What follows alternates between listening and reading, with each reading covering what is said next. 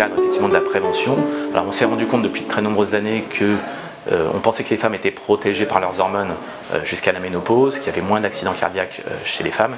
Et puis on se rend compte que la progression de la maladie cardiaque, notamment des infarctus chez les femmes, devient vraiment de plus en plus important. Et on a quasiment une parité maintenant entre les accidents cardiaques chez les hommes et les accidents cardiaques chez les femmes. Ça vient de plusieurs choses.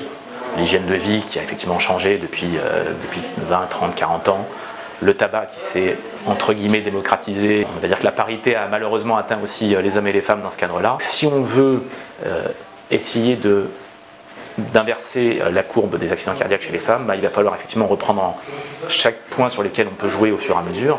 Mais chez la femme en plus, vous avez d'autres problématiques qui se posent. L'ostéoporose par exemple, où on sait que l'activité physique va diminuer l'ostéoporose chez la femme. Les problèmes de cancer du sein par exemple, où on sait que l'activité physique va diminuer le risque de cancer du sein chez la femme. Et même chose sur le plan alimentaire, on sait qu'une alimentation équilibrée, moins de graisses saturées, consommer donc une inflammation de l'organisme moins importante aura moins de conséquences, notamment sur le plan des artères, sur le plan des cancers et sur le plan de l'ostéoporose.